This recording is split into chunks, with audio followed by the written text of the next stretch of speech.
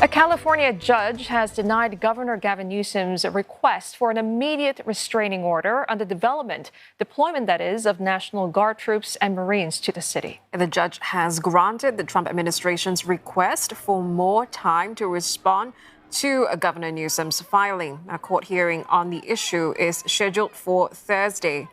Now, the volatile situation in LA comes days after immigration raids sparked mass demonstrations in the city, prompting President Trump's deployment of thousands of National Guard troops and hundreds of Marines. Joining us for more is Jack Citrin. He's the Director Emeritus of the Institute of Governmental Studies at the University of California, Berkeley. Professor, thank you very much for joining us.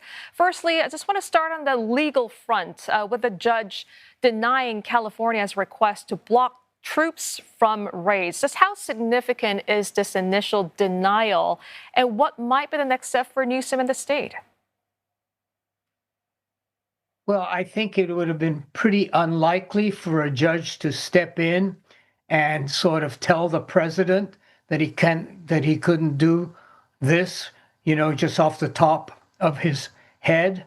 I think it would have sparked an additional kind of volley of complaints and criticisms and threats against the judiciary. So I'm not surprised about that. I'm not a lawyer myself, so I can't get into the details, but this will take some time to unfold. And during that time, of course, we'll see what happens on the ground. Professor, Marines are now deployed. Can you talk to us about the difference between using the National Guard and then the active duty troops like the Marines, and how the deployment of the Marines now could possibly tip the protests into a flashpoint, and how might protesters and the public really interpret, the arrival of these combat-trained troops? Well, I think this is a really it steps across a line that historically had been there. It's been very, very rare for federal troops to be called out in a domestic kind of protest situation. You have to go way, way back to the integration of schools in the South for that to have happened. So this is quite unusual. Public reaction to it is unclear, I suppose. From one point of view, if you're sympathetic to the protesters, this is something that inflames you and that you regard as a kind of as a threat. I think in terms of, to the extent that troops will quell protests, on the one hand, this I think is a significant kind of a threat, of a deterrent in a way. But it makes it more likely, in some sense, that if there is a conflict, you have highly trained troops, not National Guards troops who are kind of part-time, sort of part-time people who are not all that well trained or able.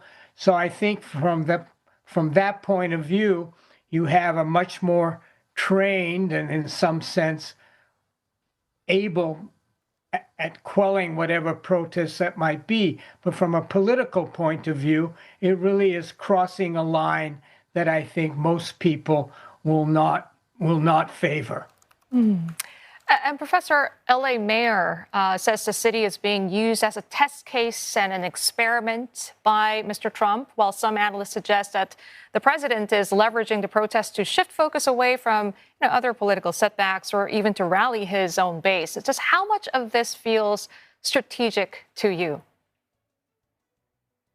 Oh, I think it's strategic, and it stems from a couple of things. One is his frustration that the level of deportations that he promised has not going forward. So there's been some pressure from within the administration on ICE to up the ante, to increase it. Second, this is part of an ongoing war, really, between Trump and California.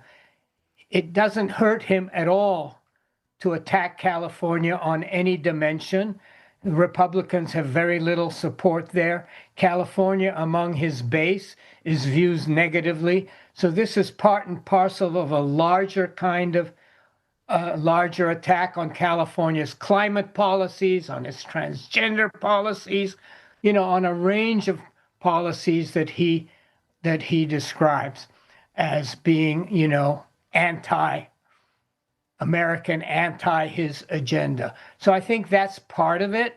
And I think that you're right, that in a way this deflects attention from his battle with Musk, from the battle in Congress over the tax and spending bill. And this is a focus on an issue, on the one area where he can argue that he does have popular support, because securing the border, which he has succeeded in doing, was one of his promises. And the second was to really deport a lot of immigrants. Now, I think the American public opinion, from all my studies of this issue, is quite divided.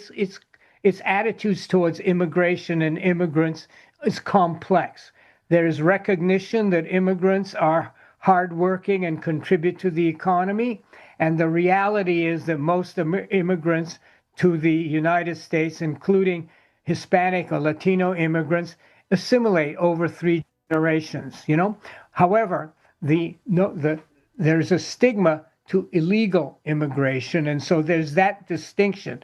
And I think that distinction is there, and the Trump administration can play on it. Now, calling this an insurrection is absurd, in my opinion, but it's it's the language that he's using to justify his behavior. Professor, you are also a resident of California. Can you talk to us about your experience with the migrant community there? I mean, immigrants, they account for a significant portion of the working population. And so are there concerns that these deportations could impact California's economy? And how do the migrants contribute also to the vibrancy of the state as well?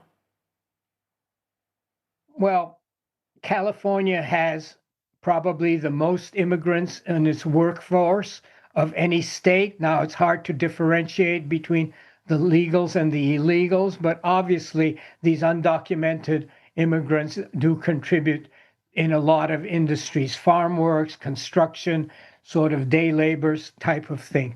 So I think that is real. And of course, if you actually deported a large number of it, there would certainly be some short-term economic impact. Now, one of the things that you haven't really talked about, which I think should be raised, is this imagery of the protesters carrying Mexican flags rather than American flags and brandishing them. And that, I think, is a very negative image to portray. We've done a lot of research that shows that, when immigrants kind of identify them as Americans and as wanting to be Americans or as Americans, that is much more favorable to preferences about immigration policy. Running around brandishing the Mexican flag and kind of, in a way, announcing yourself to be a foreigner or someone who's loyal to another country, I think is something that plays right into the Trump administration hands. And I think there's really no disagreement there. Look at your image right now that you're showing there. Again, the Mexican flag. So I think, a lot of this is a battle for public opinion. And I think that how the protesters act, how they are framed, is going to be important. Here you see them trying to provoke the troops in a way. And, that in the end is going to end badly. It's going to end badly for everybody. All right, Professor, appreciate your insights this morning. Jack Citrin, the Director Emeritus of the Institute of Governmental Studies at the University of California, Berkeley.